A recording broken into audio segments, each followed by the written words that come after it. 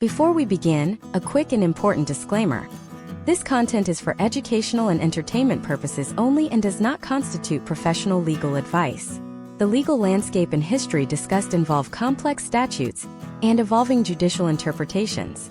This video should not be used as a substitute for the counsel of a licensed attorney in your specific jurisdiction. Historical trends and case studies presented are intended to provide context and do not suggest or ensure specific potential outcomes for any legal matter. Viewers are strongly encouraged to conduct their own due diligence and consult with a qualified legal professional before making any decisions related to matrimonial law or domestic relations. Imagine a world where ending a marriage was more difficult than overturning a felony conviction. Imagine a time in America where, if you wanted a divorce, you didn't go to a law office, you went to the state house to petition the governor and the entire legislature. In the early days of the East Coast colonies, the concept of a divorce attorney didn't even exist because the legal mechanism for divorce was essentially non-existent. In fact, for a significant portion of our history, states like South Carolina had zero provisions for absolute divorce, meaning once you were wed, you were legally bound until death, regardless of the circumstances. Today, we look at the divorce attorney as a standard fixture of the American legal system. But the journey from being a social pariah to a high-stakes power player on the East Coast is a story of scandal, legislative warfare, and the slow evolution of human rights.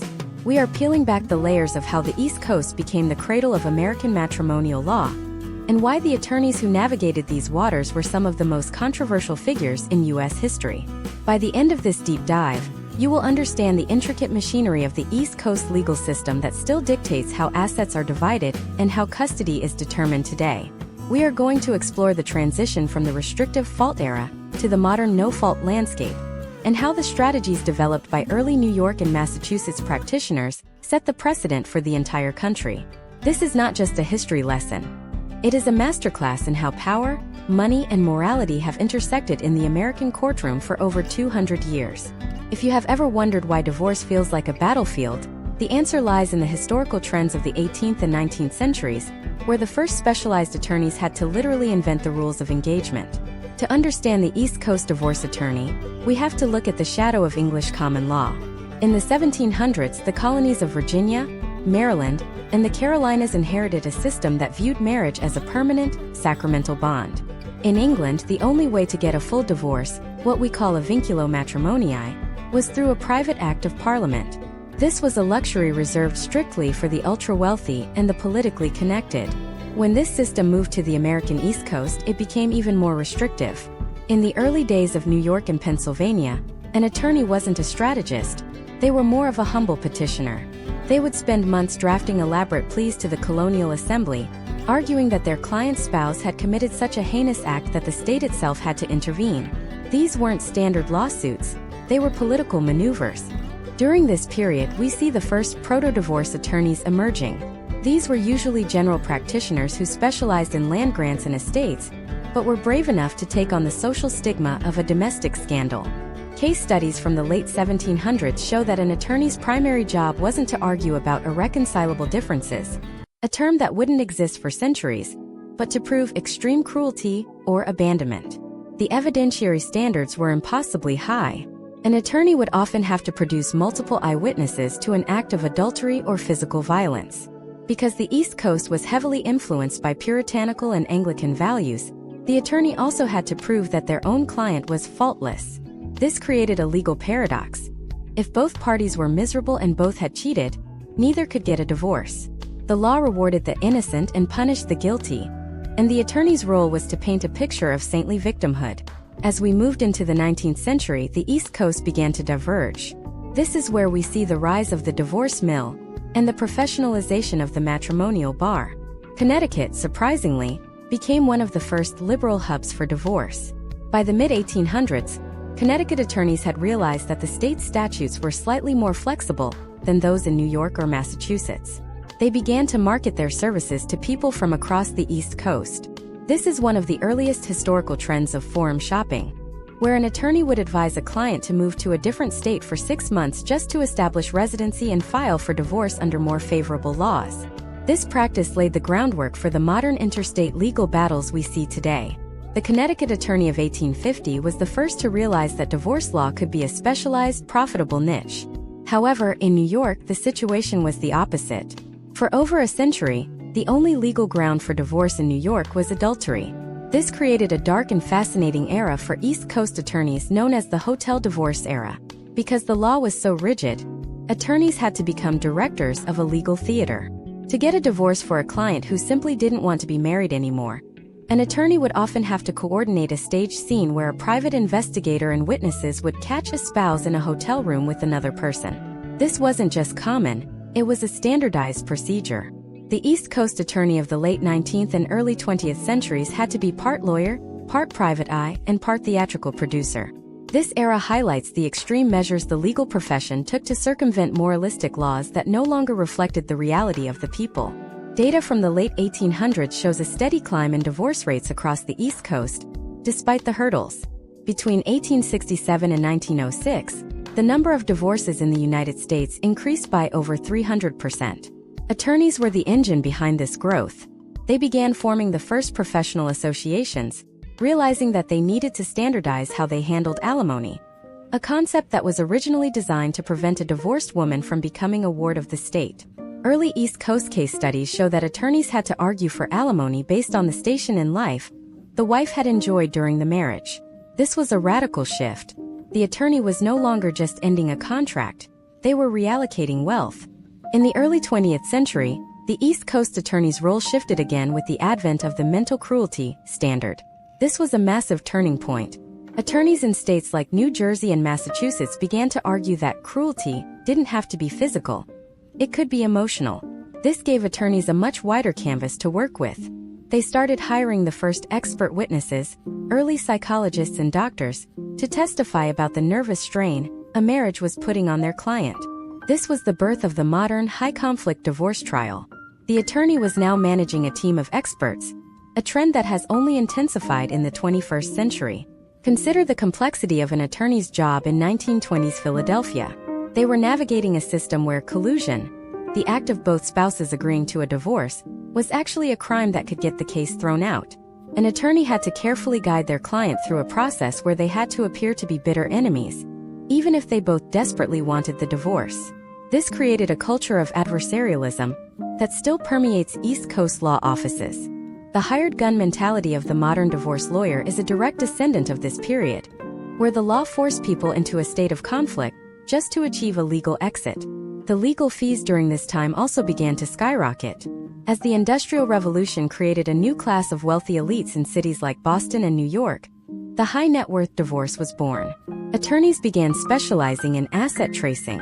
In an era before digital banking and transparent accounting, a divorce attorney had to be an expert in finding hidden ledgers, offshore holdings, even back then, and complex property deeds.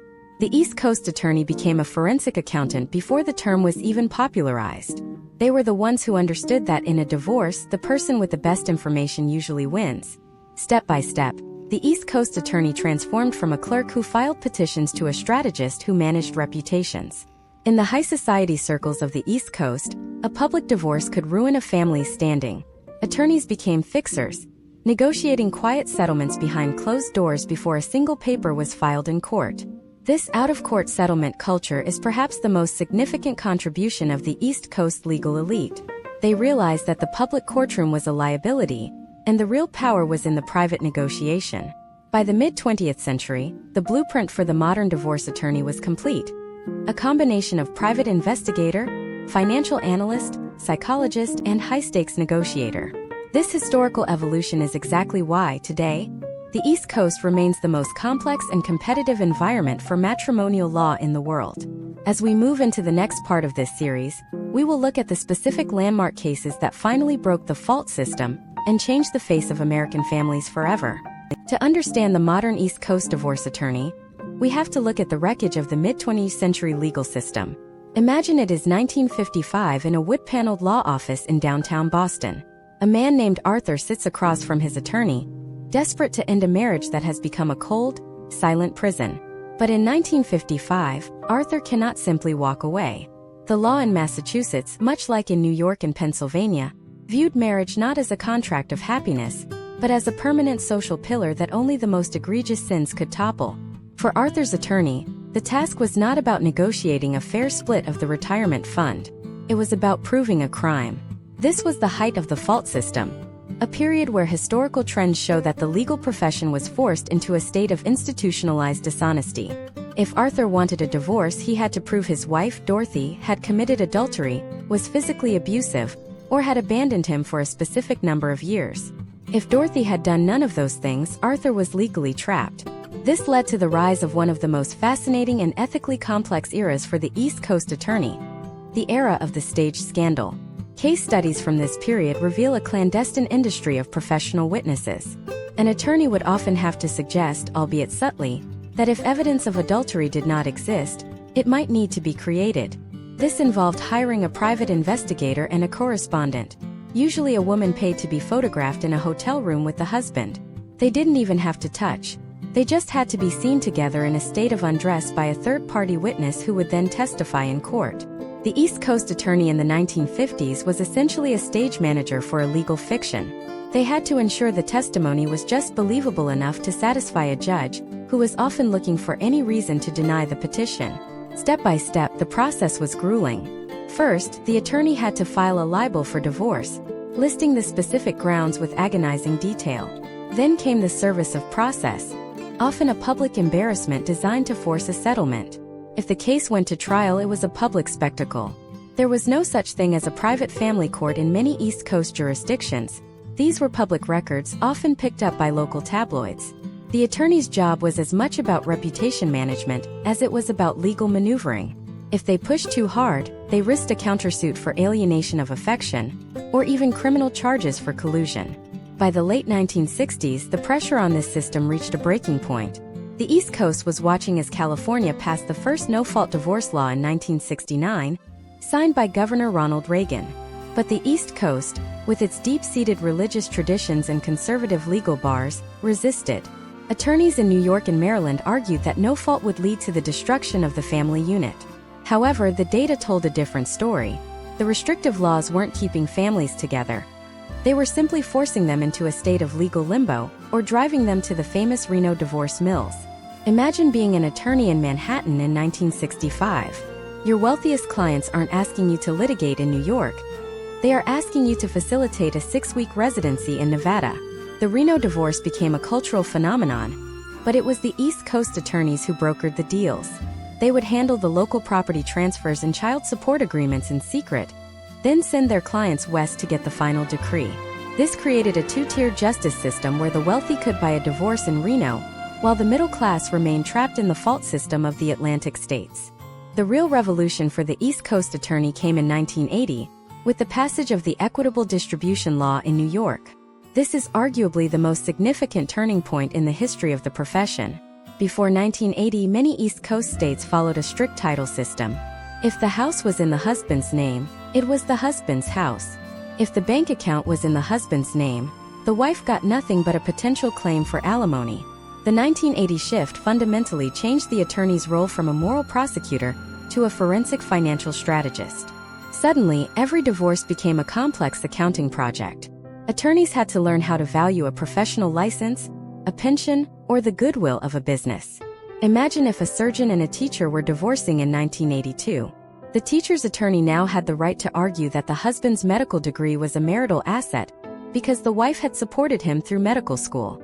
This led to a massive spike in the use of expert witnesses. The divorce attorney was no longer a solo practitioner. They were the head of a task force that included appraisers, actuaries, and child psychologists. Historical trends show that as the grounds for divorce became easier to satisfy, the battles over money and children became significantly more intense. In the 1980s and 90s, the East Coast saw the rise of the super lawyer.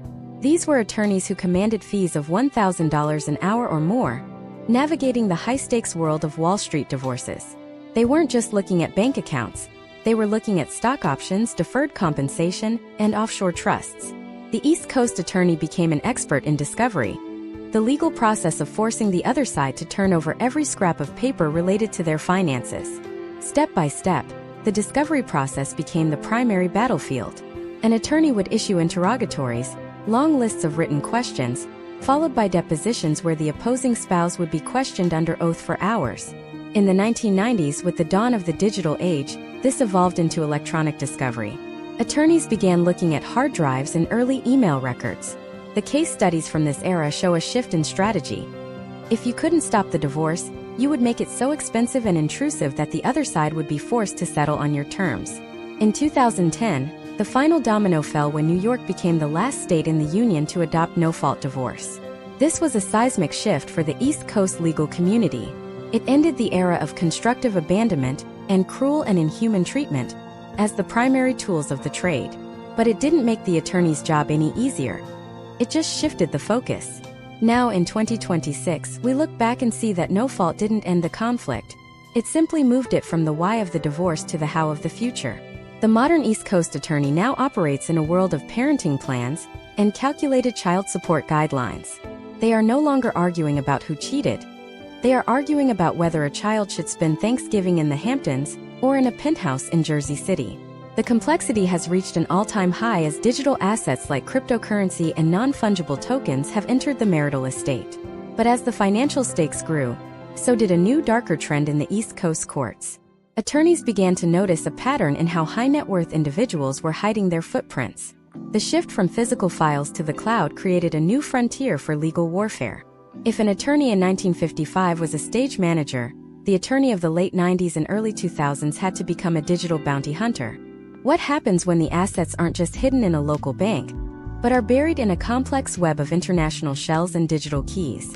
How did the East Coast attorney adapt when the battlefield moved from the courtroom to the server room? In the next part, we will dive into the high-tech era of the 1990s and early 2000s, where the discovery of a single hidden email changed the potential outcomes of the largest settlements in American history. We are entering the age of the forensic divorce, where the stakes aren't just your home, but your entire digital legacy. The 1990s represented a fundamental shift in the East Coast legal landscape, specifically within the corridors of power in cities like New York, Boston, and Washington, D.C. It was an era where the paper trail, once the gold standard of evidence, began to evaporate into the digital ether. Imagine a high-stakes divorce in 1996. A character named Benjamin, a senior partner at a prominent investment firm on Wall Street, believes he has perfectly insulated his secondary income through a series of offshore accounts and cash-heavy transactions. His wife, Sarah, suspects something is amiss but has no physical documents to prove it. In the decades prior, her attorney might have been at a dead end. However, by the mid-90s, the East Coast divorce attorney had begun to evolve into a digital forensic coordinator. The first step in this new era was the realization that deleted did not mean gone. Attorneys started partnering with early computer forensic experts who could mirror hard drives and recover fragmented data from slack space or temporary internet files. Case studies from this period show that the smoking gun was no longer a lipstick-stained collar. It was a cached email stored on a primitive home server. The legal strategy shifted toward obtaining immediate, ex-parte orders to seize electronic devices before they could be wiped. This was a high-risk, high-reward tactic that required a deep understanding of evolving privacy laws and the Fourth Amendment, even in a civil context. The attorney had to convince a judge that the risk of evidence destruction outweighed the privacy rights of the spouse, a delicate balance that East Coast courts were among the first to navigate. Historical trends during the transition to the 2000s show a massive uptick in lifestyle analysis as a tool for financial discovery. If Benjamin claimed a taxable income of $300,000, but the family's monthly expenditures in the Hamptons and Manhattan totaled $60,000, the math simply did not work. East Coast attorneys began hiring forensic accountants to perform a net worth method or expenditure method audit. They would painstakingly reconstruct Benjamin's lifestyle by analyzing country club memberships, private school tuitions, and luxury car leases. This was not just about finding the money. It was about creating a presumption of hidden assets that shifted the burden of proof back onto the moneyed spouse. Step by step, this lifestyle analysis involved a 360-degree reconstruction of a human life. An attorney would subpoena the records of every vendor the family used. They would look at the dry cleaning bills to see if there were items being cleaned that did not belong to the spouse or fit the family's known wardrobe. They would analyze E-ZPass or toll records to track the movements of a vehicle to locations that did not align with business trips. In a 2004 case study from New Jersey, an attorney used grocery store loyalty card data to prove that a husband was buying specific organic groceries for a second household he had kept secret for years. This level of granular detail became the hallmark of the elite East Coast practitioner. They understood that in the absence of a single smoking gun, a pattern of incidental data could be just as damning. As the 2000s progressed, the complexity of East Coast finance added another layer of difficulty. The emergence of executive compensation packages involving restricted stock units, phantom stock, and complex vesting schedules meant that a divorce attorney had to be as financially literate as a CFO. In New York specifically, the landmark case studies regarding the valuation of enhanced earning capacity created a unique environment. For a period, an attorney could argue that a spouse's professional degree or celebrity status was a marital asset subject to distribution. This led to incredibly granular valuations where experts would project the lifetime earnings of a surgeon or a partner at a law firm and attempt to present value that entire career for the purpose of a one-time settlement. The discovery process also moved into the realm of international cooperation. Because the East Coast serves as a gateway to global finance, many cases involved assets tucked away in the Cayman Islands, Jersey, or Switzerland. The attorney's role expanded to include the management of letters rogatory, formal requests from an American court to a foreign court for judicial assistance. This was a slow, expensive, and incredibly technical process. An attorney had to navigate the Hague Evidence Convention and understand the specific banking secrecy laws of various jurisdictions. It was not uncommon for a single divorce case to involve legal teams in 3 different time zones, all working to pierce the corporate veil of an offshore shell company. By the mid-2000s, the legal industry was rocked by the formalization of e-discovery rules. The 2006 amendments to the Federal Rules of Civil Procedure set the stage for how all modern litigation, including high-end divorce, would be handled. Metadata became the new battleground. Attorneys were no longer just looking at the content of a document, they were looking at who created it, when it was last modified, and if there were hidden revisions. In one notable case study, an attorney was able to prove that a spouse had backdated a postnuptial agreement by analyzing the metadata of the Word document, leading to a complete reversal of the potential outcomes for the settlement. The 2000s also saw the rise of the social media divorce. As platforms like MySpace and later Facebook emerged, attorneys found a goldmine of evidence that people were voluntarily uploading. The East Coast attorney was among the first to realize that a spouse claiming disability or poverty, while posting photos of a luxury vacation in St. Bart's, was the easiest way to impeach a witness. They began specialized social media sweeps as a standard part of their intake process. This changed the advice attorneys gave their clients. The first rule of divorce in the 21st century became to get off the internet. Furthermore, the valuation of business interests became even more sophisticated. In the Boston tech corridor or the DC contracting world, attorneys had to deal with the double-dipping problem. This occurs when a business is valued for property distribution based on its future income, and then that same income is used to calculate alimony. East Coast courts became the primary laboratories for solving this economic puzzle. Attorneys had to argue complex theories of personal goodwill versus enterprise goodwill, essentially asking, if the owner leaves the business, is there any value left? If the value is tied strictly to the person, should it be divided as property? These technical arguments, honed in the early 2000s, represent the pinnacle of the East Coast attorney's transition into a high-level economic analyst. In the current year 2026, we can see how these historical trends laid the foundation for our current challenges. Today, an East Coast attorney is not just looking for bank accounts. They are looking for private keys, digital wallets, and decentralized finance protocols. But the seeds were sown in the 90s when Benjamin thought he could hide his life on a floppy disk. The evolution of the East Coast attorney has always been a game of cat and mouse, where the technology of concealment is perpetually chased by the technology of revelation. This brings us to one of the most contentious aspects of East Coast divorce history, the fight over the children. While the 90s and 2000s were defined by financial warfare, they also saw a radical shift in how the legal system viewed the best interests of the child. We transitioned from the tender years doctrine, which almost exclusively favored mothers, to a more nuanced, data-driven approach involving forensic custody evaluators. But this new scientific approach brought its own set of problems. What happens when the attorney realizes that the most effective way to win a financial battle is to use the children as leverage?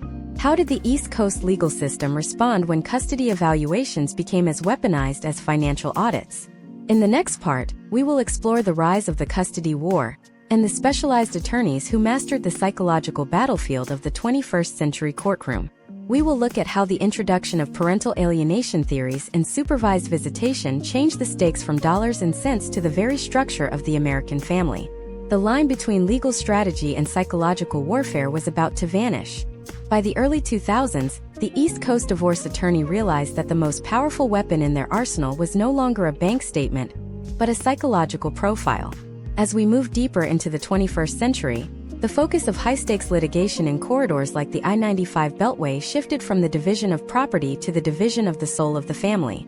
This ushered in the era of the forensic custody evaluation, a process so invasive and complex that it required a new breed of attorney, one who was as well versed in the diagnostic and statistical manual of mental disorders as they were in the state's domestic relations law. Imagine if you are Michael, a high-earning professional living in Northern Virginia in 2026. Your divorce has turned into a scorched earth campaign. You are not just fighting over your equity in a McLean estate. You are fighting for the right to see your children more than 4 days a month. In this scenario, your attorney informs you that the court is appointing a forensic evaluator. This is not a social worker or a friendly mediator. This is a licensed psychologist, often charging $500 an hour, whose sole job is to spend the next 6 to 9 months dissecting every aspect of your personality, your parenting style, and your history. The step-by-step reality of a forensic evaluation in an East Coast jurisdiction is a grueling marathon. First, there is the clinical interview. You sit in a sterile office for hours while the evaluator asks about your childhood, your relationship with your parents, and every mistake you have ever made as a spouse. Next comes the psychological testing. You might be asked to take the MMPI-3, a personality inventory with hundreds of true or false questions designed to detect everything from depression to paranoia and, crucially, faking good, the tendency to underreport negative traits. If you answer too perfectly, the data suggests you are being defensive, which the evaluator will note it in their final report to the judge. Historical trends show that the East Coast was the primary testing ground for these methods. In states like New York and Connecticut, the courts began to rely heavily on the attorney for the child or a guardian ad litem. This is a third attorney, paid for by the parents, whose only client is the child. This person has the power to visit your home unannounced, speak to the children's teachers, and review their medical records. For Michael, this means a third legal bill and a third person to whom he must prove his worthiness as a father. The East Coast attorney in 2026 has mastered the art of managing these third-party neutrals. They know which evaluators favor shared parenting, and which ones lean toward a primary custodian model. This is the new shadowboxing of the legal world, influencing the person who will eventually influence the judge. During this period, we also saw the rise of the parental alienation theory. Case studies from the last 2 decades highlight how this became a standard offensive and defensive maneuver. If Michael's children suddenly refuse to see him, his attorney might argue that the mother is systematically brainwashing them, a process known as alienation. Conversely, if the mother argues that Michael is abusive, Michael's attorney might counter that she is making false allegations to gain a tactical advantage. This created a toxic environment where every word spoken by a child was analyzed for signs of coaching. East Coast courts, particularly in Maryland and Massachusetts, have struggled with the scientific validity of these theories, leading to massive multi-week trials featuring competing expert witnesses. The financial data surrounding these custody wars is staggering. In a high-conflict case in a wealthy enclave like Fairfield County, Connecticut, it is not uncommon for the combined legal and expert fees to exceed $500,000 before a trial even begins. The cost is driven by the sheer volume of discovery. Attorneys are no longer just looking at financial records. They are subpoenaing years of text messages, emails, and even recordings made by the parents or children. Step by step, the attorney must review thousands of pages of digital communication to find one sentence that proves the other parent is unstable or unfit. One of the most complex historical shifts occurred in 1996 with the New York Court of Appeals ruling in Tropia versus Tropia. This case fundamentally changed the potential outcomes for relocation cases. Instances where one parent wants to move with the children for a job or a new relationship. Before Tropia, there were rigid formulas. After Tropia, the court moved to a global best interests of the child standard. This gave attorneys a massive amount of leeway to argue their case. An attorney in 2026 representing a parent who wants to move to California must now prove that the move will provide a net benefit to the child that outweighs the loss of regular contact with the other parent. This involves analyzing school rankings, cost of living, and proximity to extended family. It is a data-driven argument that requires the attorney to act as a relocation consultant and an economist. Furthermore, we must look at the emergence of the parenting coordinator. This is a quasi-judicial role that grew out of the necessity to manage high-conflict families after the divorce is final. Imagine Michael and his ex-wife cannot even agree on a pickup time at a rest stop on the Garden State Parkway. Instead of filing a motion in court every time there is a disagreement, they are ordered to work with a parenting coordinator. This professional has the authority to make binding decisions on the spot. The East Coast attorney's role has expanded into this post-judgment phase, where they must often defend their client's actions before the coordinator to avoid being held in contempt of the original court order. The evolution of the East Coast divorce attorney in this psychological era also led to the professionalization of the silver bullet strategy. This is a term used by practitioners to describe the use of domestic violence allegations, sometimes true, sometimes exaggerated, and sometimes fabricated, to gain immediate, temporary custody of children and exclusive possession of the marital home. Because East Coast courts are rightfully sensitive to issues of safety, a temporary restraining order can be obtained relatively easily. The attorney's job then becomes a high-speed race to either prove the allegations or debunk them in a plenary hearing.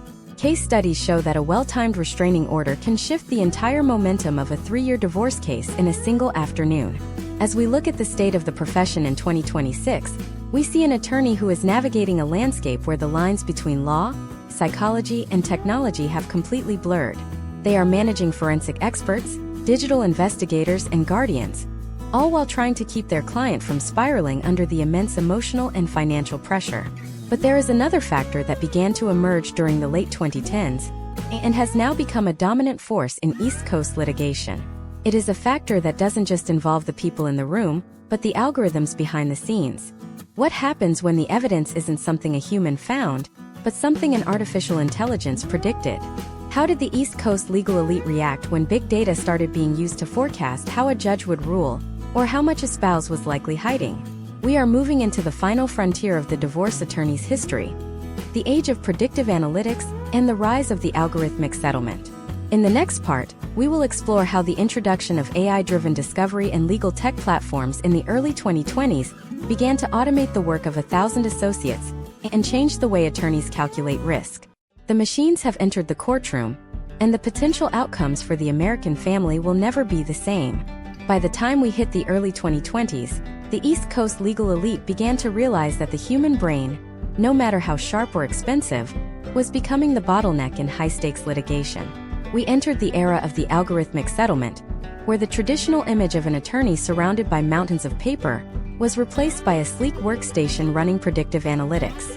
Imagine it is current year 2026 in a glass-walled office overlooking the Charles River in Boston. A woman named Jennifer is meeting with her legal team. Jennifer is not there to discuss her feelings.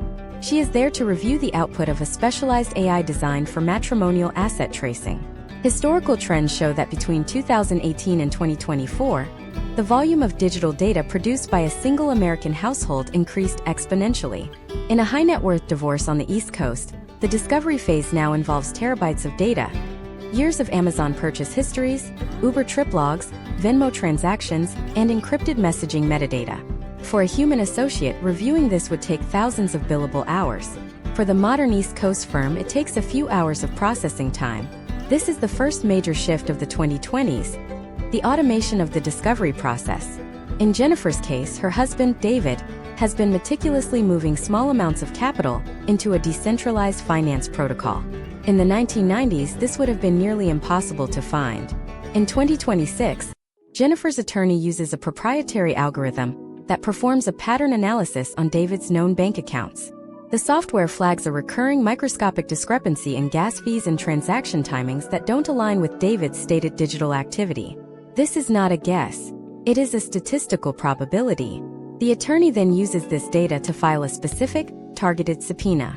Case studies from this era illustrate that the potential outcomes of a divorce are now often decided before a single person speaks in a courtroom, simply because the data makes the truth undeniable. But the machines didn't stop at finding the money. They started predicting the humans. One of the most significant developments in the East Coast legal corridor has been the rise of judicial analytics. Imagine if your attorney could tell you, with 88% statistical certainty, Exactly how a specific judge in the Southern District of New York will rule on a motion for temporary alimony. By feeding decades of a judge's past rulings, transcripts, and even their sentencing patterns in other types of cases into a machine learning model, attorneys in 2026 can now map the intellectual DNA of the bench. Step by step, this changes the entire negotiation strategy. If the data shows that Judge Smith in Philadelphia has a historical trend of favoring the primary caregiver in relocation cases, but is incredibly strict on the valuation of small businesses, the attorney doesn't waste time arguing the business valuation. They pivot. They use the algorithm to find the exact settlement threshold that Judge Smith is likely to approve. This has led to the professionalization of the risk-adjusted settlement. Attorneys are no longer just legal advocates, they are risk managers. They present their clients with a dashboard of potential outcomes, each with a percentage of probability. This transparency has fundamentally changed the client-attorney relationship, moving it away from gut feelings toward hard, empirical data. The impact on the legal profession itself has been a total reconstruction of the law firm hierarchy. For over a century, the East Coast big law model was a pyramid. At the bottom were hundreds of junior associates whose primary job was document review and legal research. By 2026, that base has largely collapsed. Generative AI and large language models tailored for the legal industry can now draft a 60-page prenuptial agreement or a complex motion for summary judgment in seconds. These aren't just templates. They are documents that incorporate the latest case law from the specific jurisdiction, tailored to the unique facts of the case. Consider the case study of a mid-sized firm in Baltimore that replaced its entire first-year associate class with a suite of legal tech tools in 2024. The data showed that the AI-generated drafts had a lower error rate and a higher rate of acceptance by the court than the human-drafted versions. This forced the East Coast attorney to pivot toward high-level strategy and emotional intelligence, things the machines still struggle with. The 2026 attorney is a conductor of an orchestra of algorithms. They must know how to prompt the AI, how to verify the outputs, and most importantly, how to explain the black box of algorithmic logic to a client who is going through the most traumatic event of their life. Furthermore, we have to look at the emergence of the smart contract divorce. In the tech-heavy corridors of Northern Virginia and the Research Triangle, some forward-thinking attorneys have begun implementing prenuptial agreements built on blockchain technology. These are self-executing contracts. If the parties file for divorce, the contract automatically triggers the division of certain digital assets based on preset conditions, such as the length of the marriage or the occurrence of certain life events. This removes the need for months of litigation over those specific assets.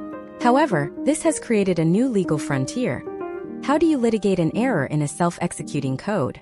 The East Coast attorney of today must be part coder, able to audit the logic of a smart contract to ensure it hasn't been compromised. Historical trends also show that this technological surge has created a massive divide in the justice system. While Jennifer in Boston has access to AI-driven asset tracing, a lower-income individual in a rural part of the East Coast may be navigating a system that is still stuck in the era of paper files. This digital divide in matrimonial law is one of the most pressing ethical issues facing the bar in 2026. Attorneys are now advocating for the use of ODR, online dispute resolution, platforms that use simplified AI to help pro-se litigants reach fair agreements without the need for expensive counsel. These platforms use a blind bidding algorithm for property division, where both parties enter what they think is fair, and the machine finds the middle ground. As we analyze the current state of the profession, we see that the East Coast divorce attorney has become a high-tech sentinel. They are the ones standing between their clients and the overwhelming flood of digital information. They use AI to find the needle in the haystack, but they still need human empathy to understand why the needle matters. The case studies of 2026 show that while the tools have changed, the fundamental goal remains the same: the equitable dissolution of a partnership. But as the financial and psychological stakes are now mapped out in lines of code, the room for human error and human grace is shrinking. The machines can tell us what a judge will do. They can tell us where the money is. They can even draft the perfect closing argument. But they cannot answer the most important question in any divorce: what happens to the people when the case is over? We are now entering a period where the legal system is so efficient that it might be losing its humanity. What happens when a divorce is handled entirely by algorithms? What happens when a computer decides who gets the children based on a best interest data point? In the next part, we will look at the backlash against the robotic courtroom. We will explore the rise of the human-centric divorce movement, a counterculture within the East Coast legal community that is fighting to bring mediation and collaborative law back to the forefront. We are about to see a clash between the efficiency of the machine and the complexity of the human heart, and the outcome will define the next 50 years of American law. By 2026, the sheer mechanical efficiency of the algorithmic legal system began to trigger a profound cultural counterreaction across the East Coast legal community. While the machines could calculate a settlement with cold mathematical precision, they often left a trail of emotional wreckage that no spreadsheet could quantify. This led to the rapid rise of what we now call the human-centric divorce movement.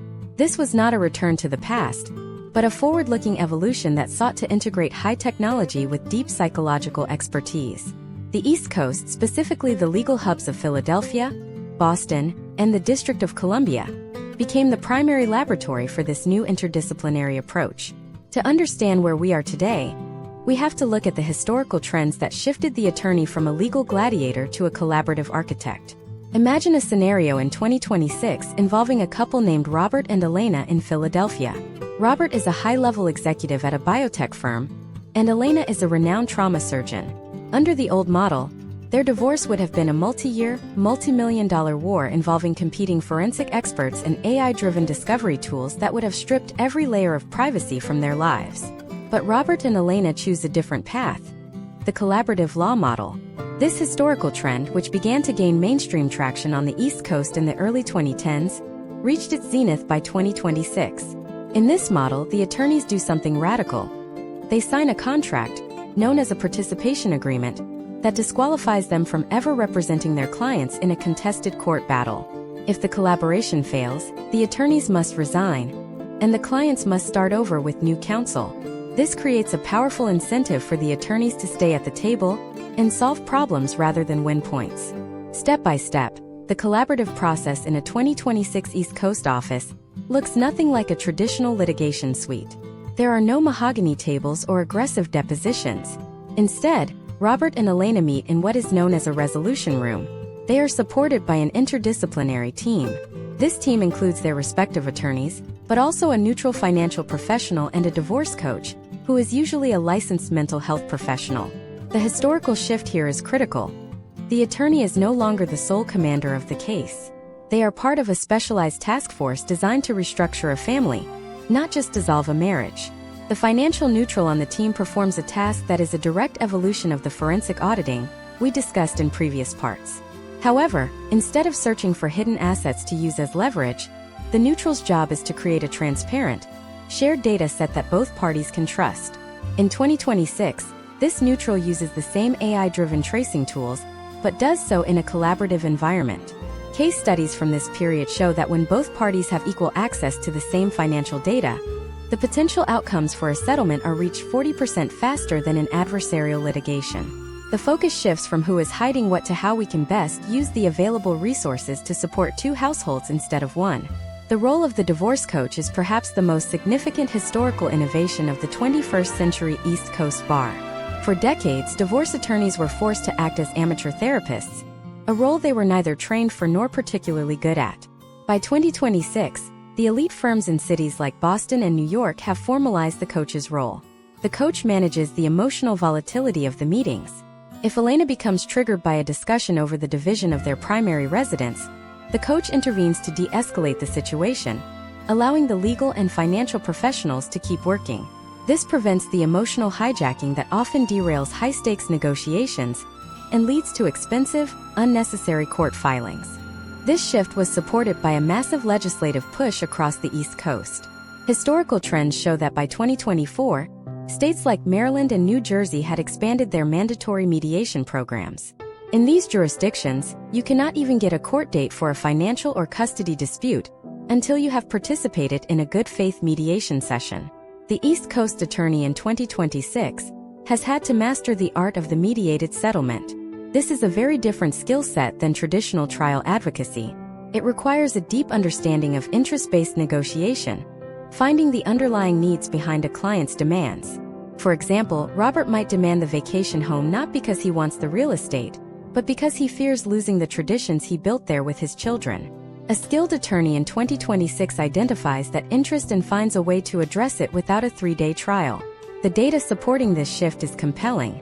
Case studies of collaborative divorces in the Mid-Atlantic region show a significantly higher rate of long-term compliance with settlement agreements compared to court-ordered judgments. When people have a hand in creating their own future, they are much more likely to follow the rules they helped write. Furthermore, the total legal spend in a collaborative case, while still high for wealthy clients like Robert and Elena, is often 30 to 50% lower than in a full-scale litigation. This is because the team is focused on resolution from day one, rather than spending months on aggressive discovery and motions. However, the rise of the human-centric divorce created a new kind of tension within the legal profession. A divide emerged between the peacemakers and the warriors.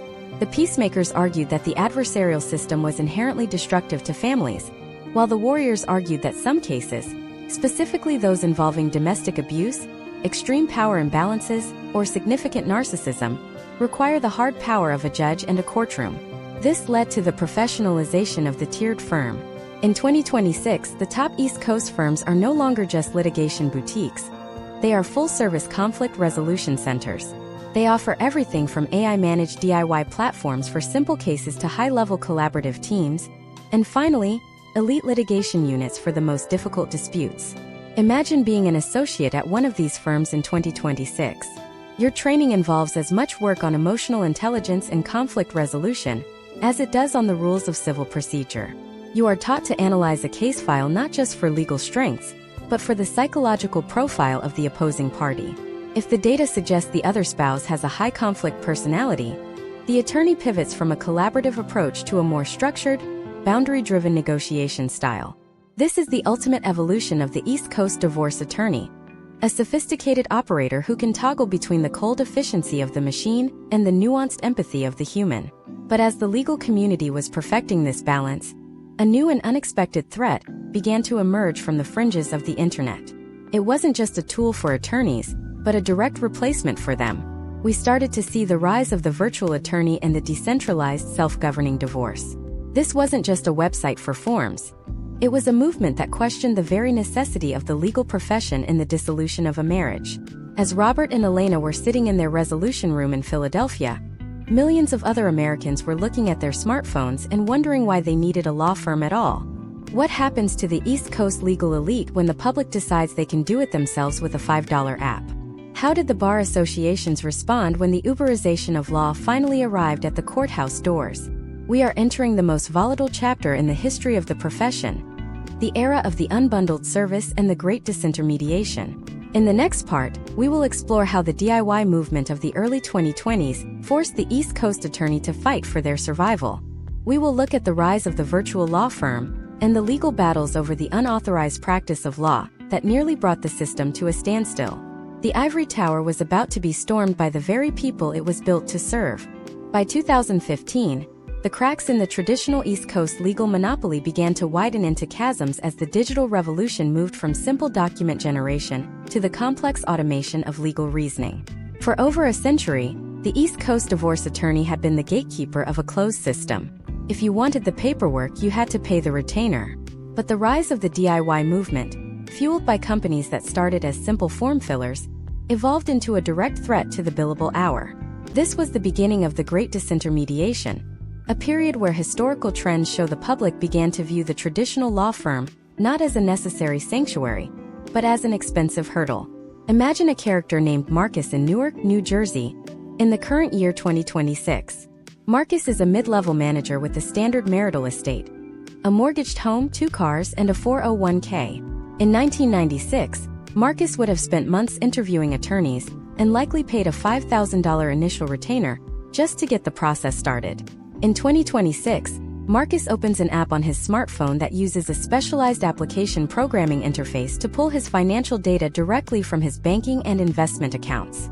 The app uses a logic-based algorithm to populate a New Jersey case information statement, a document that used to take an associate attorney 10 hours to draft.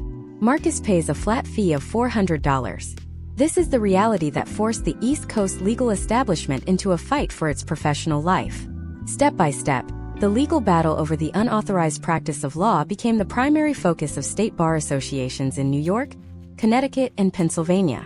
Historically, These associations argued that only a licensed attorney could provide legal advice because a machine could not understand the nuance of individual circumstances. They pointed to case studies where DIY litigants missed critical deadlines or failed to properly address the division of pensions through qualified domestic relations orders, or QDROs. A QDRO is a highly technical legal instrument required to split a retirement account without triggering massive tax penalties or early withdrawal fees. When Marcus uses an app, he might not realize that the app is not checking if his specific employer-sponsored plan accepts the default language generated by the software. If the plan rejects the order years later, Marcus could face a financial disaster with no legal recourse. However, the tide was turning against the bar associations. A landmark historical trend was the shift in how courts viewed competition. Following the logic of the North Carolina State Board of Dental Examiners (VFDC), the legal system began to realize that bar associations, when made up of active market participants, could not use their regulatory power to stifle technological innovation that increased access to justice. This led to a period of reluctant cooperation. East Coast attorneys realized they could not stop the machines, so they decided to unbundle their services. Unbundling, or limited scope representation, became the survival strategy of the 2020s. Instead of representing Marcus from start to finish, an attorney might offer a menu of services. Marcus can use his app to draft the initial papers, but he pays an attorney a flat fee of $700 to perform a comprehensive document review and a consultation on the nuances of New Jersey's alimony statutes. This changed the financial model of the East Coast firm. The high-volume, low-margin work of document preparation was surrendered to the algorithms, while the attorneys focused on high-value strategy and litigation. Case studies from the early 2020s illustrate the risks of this transition. In a notable Massachusetts case, a couple used an automated platform to reach a settlement that appeared fair on the surface. They divided their home equity and their cash accounts equally. However, the software did not account for the tax-deferred nature of the husband's traditional IRA versus the wife's post-tax brokerage account. On paper, they each got $500,000. In reality, the husband's share was worth 30% less after future taxes. This is where the East Coast attorney found their new footing. They marketed themselves as the safety net, the human experts who could catch the errors that a cold algorithm would miss. The 2020 pandemic acted as a massive catalyst for this evolution. Before the lockdowns, many East Coast jurisdictions required physical appearances for even the most mundane procedural hearings. The crisis forced the courts to go virtual almost overnight. This gave birth to the virtual law firm. Attorneys in high-rent districts like Midtown Manhattan or the financial district in Boston realized they no longer needed the 10,000-square-foot office to project authority. They could run a leaner, more efficient operation from a home office, passing the savings on to clients to compete with the DIY platforms. By 2026, the historical trend shows that over 60% of matrimonial firms on the East Coast have adopted a hybrid or fully virtual model. Furthermore, we must analyze the impact of the virtual courthouse. In 2026, many East Coast states have implemented fully digital filing systems and remote hearing protocols for uncontested matters. This has democratized the process but also increased the speed at which cases move. An attorney now has to be a master of digital presentation. Imagine Marcus's attorney appearing in a virtual hearing in a New Jersey Superior Court. They aren't just speaking. They are using screen-sharing technology to highlight specific clauses in a digital settlement agreement and using AI-generated charts to show the long-term impact of child support payments. The courtroom has become a multimedia environment, and the attorney is the producer. But as the system became more efficient, it also became more transparent. Data scraping tools allowed the public to see the performance of different attorneys. Websites began ranking East Coast divorce lawyers based on their average settlement times, their success rates in custody battles, and the feedback from their former clients. This introduced a level of market pressure that the profession had never experienced. Attorneys could no longer rely on a legacy name or a prime office location. They had to prove their value in a world of reviews and metrics. Historical trends also show that this era saw the rise of the non-attorney advocate. In some jurisdictions, the pressure for access to justice led to the creation of licensed legal paraprofessionals who could handle simple divorce cases at a lower cost than a traditional attorney. This model, which started in Western states, began creeping into the East Coast markets of Maine and Vermont. It created a multi-tiered legal market where the divorce attorney was reserved for the most complex, high-conflict, or high-asset cases, while paraprofessionals and apps handled the rest. As Marcus navigates his divorce in 2026, he is the beneficiary of this decades-long struggle. He has more choices, lower costs, and better technology than any generation before him. But he also faces a landscape where a single technical error could haunt him for 30 years. The East Coast attorney has survived the storm, but they have been fundamentally transformed. They are no longer the exclusive keepers of the law. They are the expert navigators of a complex, automated system. But even as the profession stabilized in this new digital reality, a much larger threat was looming on the horizon. It wasn't just about who could file the papers or who could find the money. It was about who owned the firm.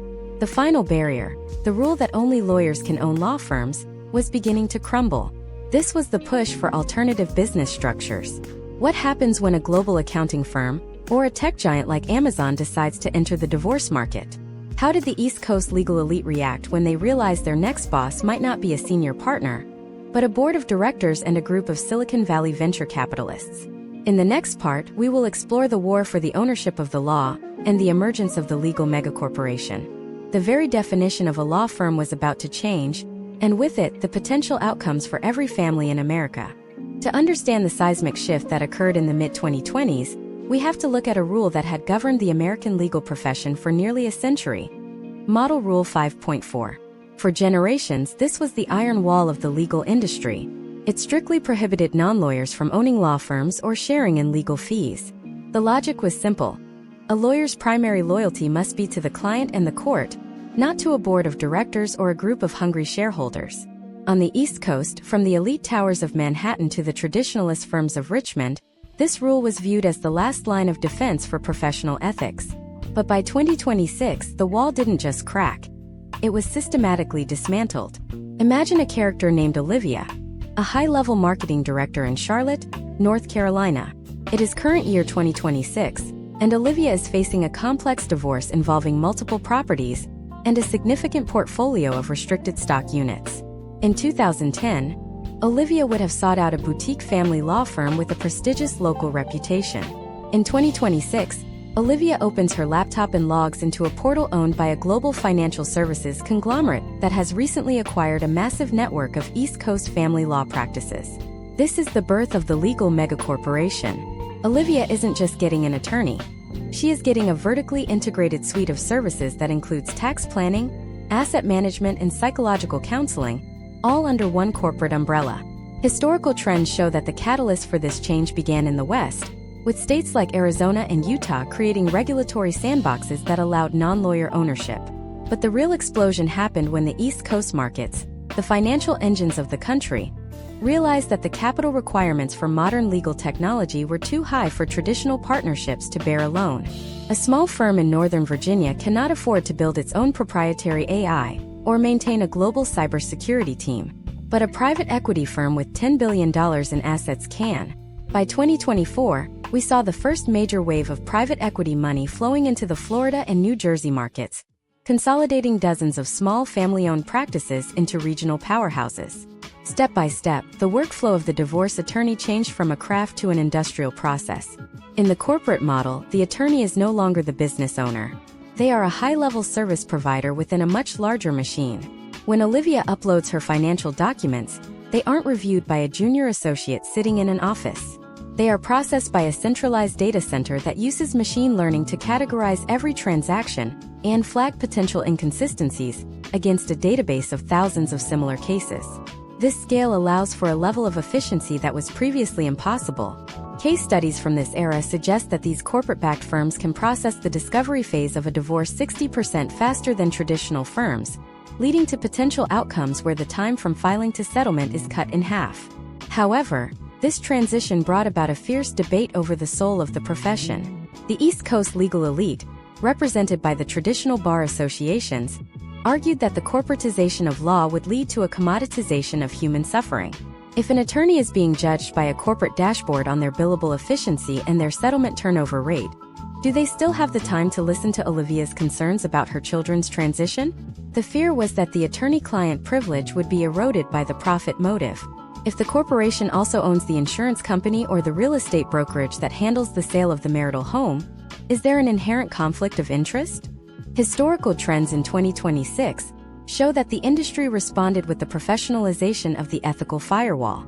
Corporate firms began appointing chief ethics officers whose sole job was to ensure that the legal team remained independent of the financial interests of the parent company. They used blockchain-based audit trails to prove that legal advice was being given without interference from non-lawyer executives.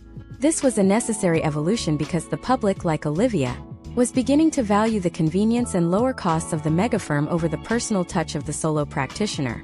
We must also look at the rise of the specialized legal insurance model. As megacorporations entered the space, they began offering divorce insurance as an employee benefit.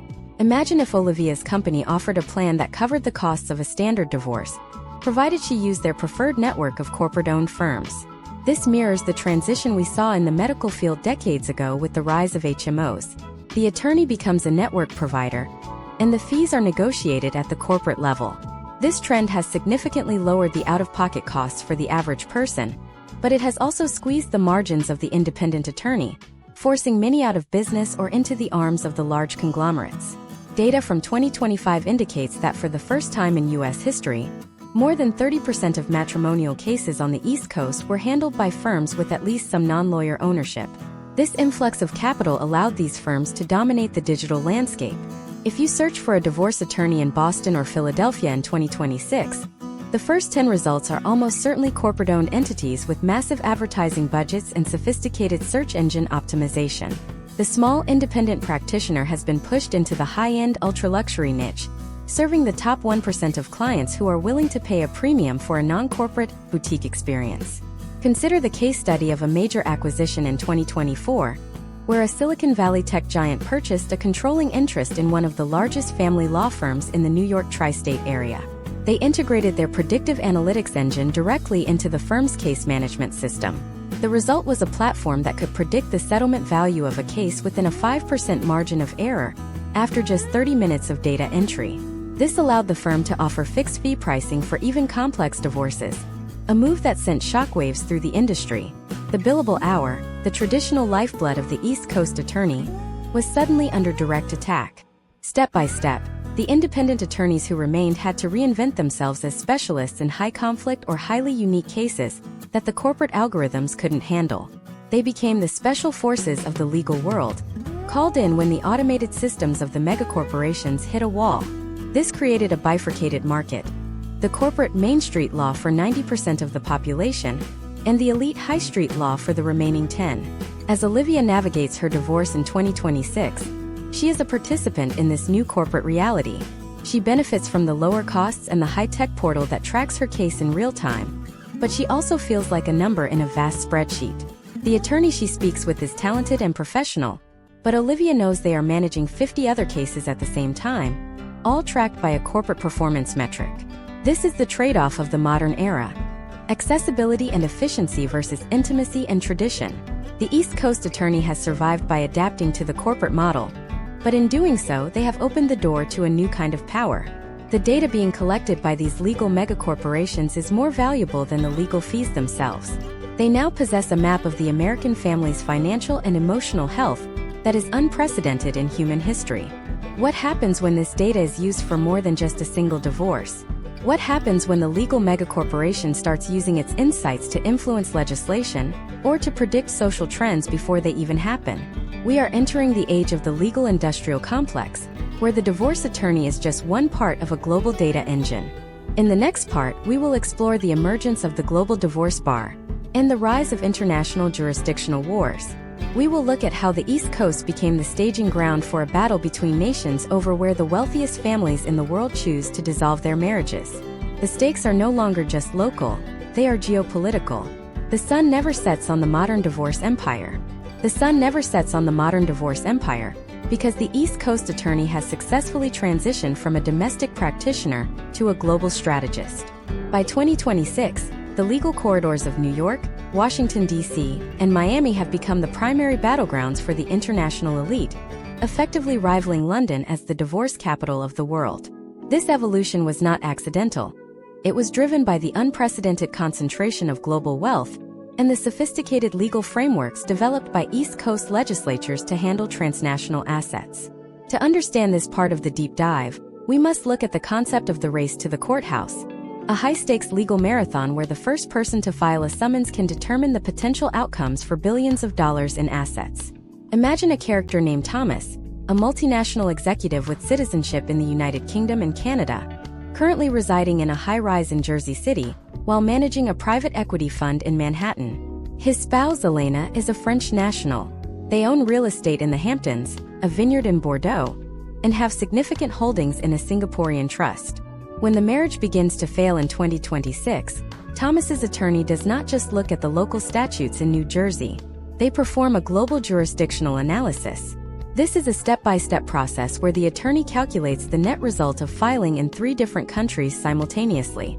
Historically, London was favored by the non-moneyed spouse because of its generous lifelong alimony trends, but New York has become increasingly attractive due to its robust equitable distribution laws and its willingness to pierce complex corporate veils.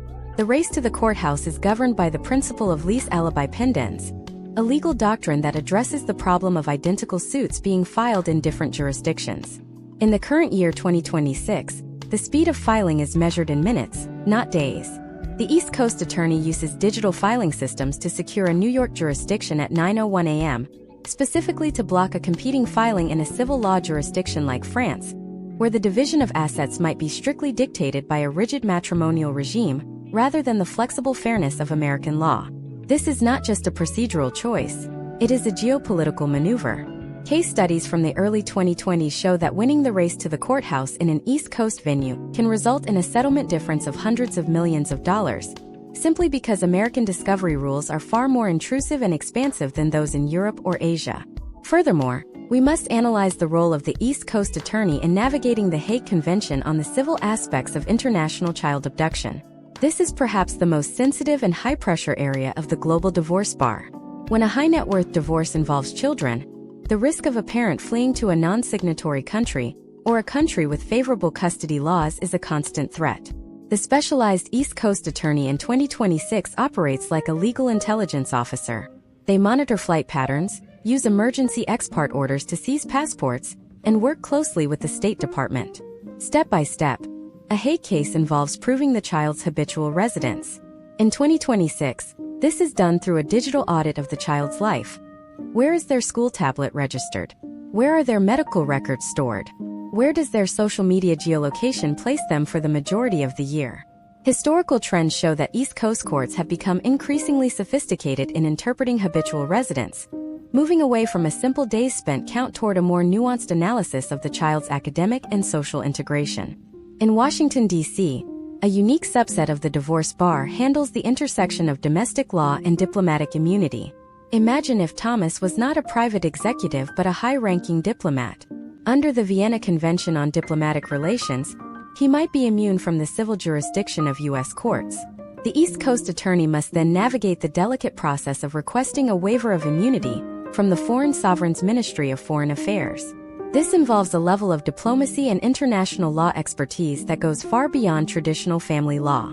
Case studies highlight instances where a divorce case effectively becomes a bilateral negotiation between two nations, with the attorney acting as a liaison to the U.S. Department of State to ensure that child support and alimony obligations are met without triggering a diplomatic crisis.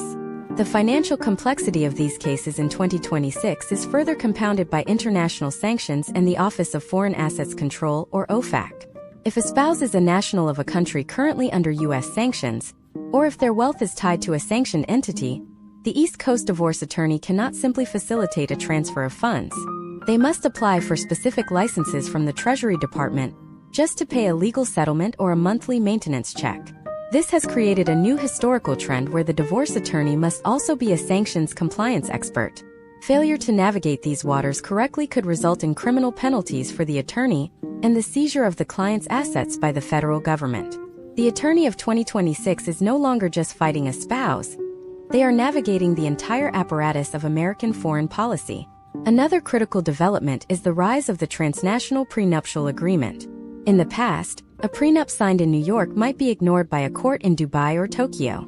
Today, the elite East Coast bar drafts documents with what are known as floating choice of law clauses and international arbitration provisions. These agreements are designed to be self-executing across multiple legal systems. Step by step, The attorney must coordinate with local counsel in every jurisdiction where the couple owns property to ensure the agreement is compliant with local public policy. This has led to the emergence of global legal networks, where an East Coast firm maintains permanent partnerships with firms in London, Hong Kong, and Zurich, creating a seamless legal shield for the client's global estate. Data from 2025 indicates a 30% increase in cases involving sovereign wealth funds and state-owned enterprises as third-party defendants in East Coast divorce proceedings. If a spouse's wealth is inextricably linked to a foreign government's investment vehicle, the attorney must deal with the Foreign Sovereign Immunities Act. This represents the ultimate frontier of the divorce empire, the moment when a private family dispute escalates into a challenge against a foreign state's treasury. The East Coast attorney in these scenarios uses the threat of discovery to force settlements that protect their client's interests while avoiding a full-blown international incident. As we look at the state of the global divorce bar in 2026, we see a profession that has outgrown its humble origins in the colonial statehouses. It is now a high-stakes, high-tech, and highly political industry that operates at the very top of the global power structure. But as the East Coast attorney reached this pinnacle of influence, a new question began to surface. When the law becomes this complex, this expensive, and this global, what happens to the concept of justice? Have we created a system that is so perfectly tuned for the elite that it has become disconnected from the reality of the people it was meant to serve? We are approaching the final reckoning. In the concluding part of this deep dive, we will bring everything together. We will look at the ultimate legacy of the East Coast divorce attorney and the radical predictions for the next 100 years. From the first petitions to the colonial governors to the AI-driven multi-jurisdictional wars of today, the journey is nearly complete. But there is one last twist in the story. A movement that is starting to gain momentum, threatening to upend the entire legal industrial complex we have just described.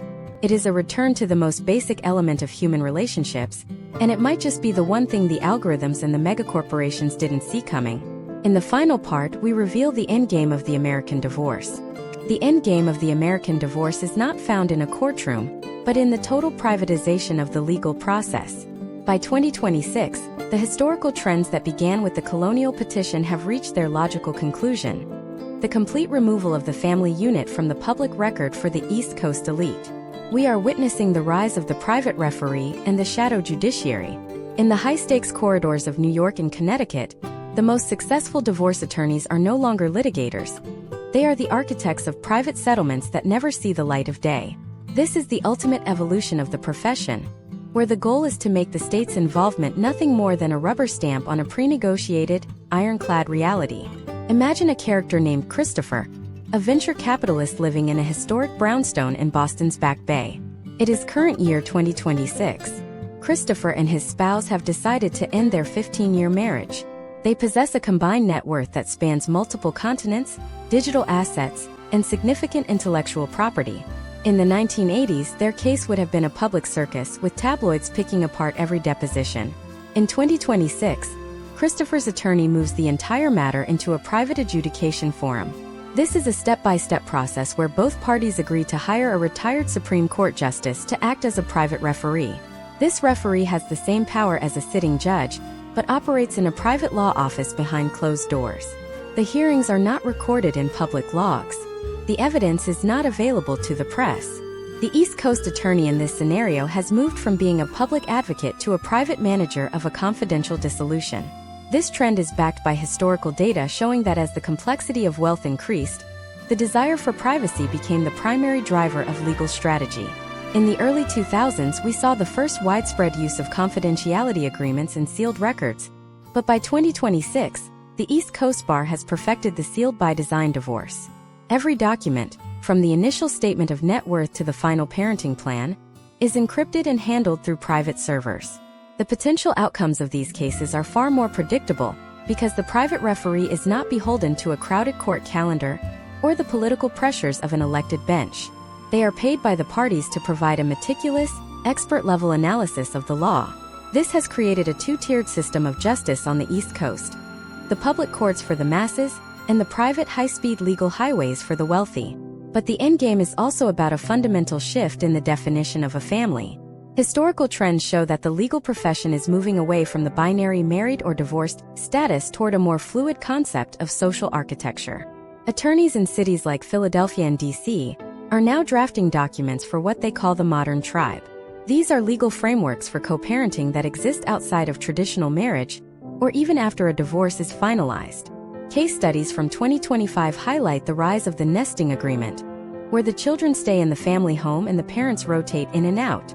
The attorney's role is to draft the complex behavioral contracts that govern these arrangements, detailing everything from who pays for the groceries to the exact protocol for introducing a new partner.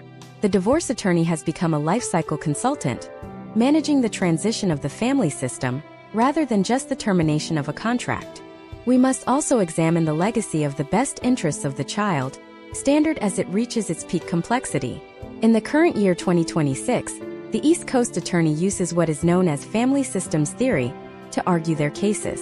They no longer look at the child in isolation. They look at the child as part of a multi-generational ecosystem. Step by step, an attorney will build a case based on the relational equity of the child.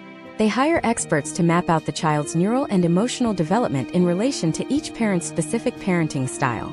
This data is then fed into a predictive model to determine which custody arrangement has the highest statistical probability of producing a well-adjusted adult. The attorney is essentially using the tools of the 21st century to answer the same question the colonial governors faced 300 years ago. How do we ensure the stability of the next generation? The financial side of the endgame is defined by the universal asset ledger. In the past, an attorney had to chase down bank accounts and property deeds.